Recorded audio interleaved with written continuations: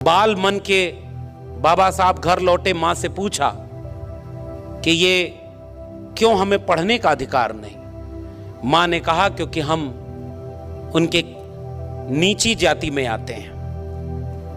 बच्चे ने पूछा कि ये कहां लिखा, कैसे पता कि हम किस जाति में आते हैं। मां ने कहा किसी किताब में लिखा है कि हम सब छोटी जाति, नीची जाति से आते हैं। और बच्चे ने कहा कि मां किताब में तो गलत भी लिखा हो सकता है, मुझे मौका मिलेगा तो मैं उस किताब को बदल दूंगा और ऐसी किताब लिखूंगा जिसमें इंसान इंसान बराबर होंगे, कोई छोटा या बड़ा नहीं होगा। और उस किताब का नाम है भारत का संविधान।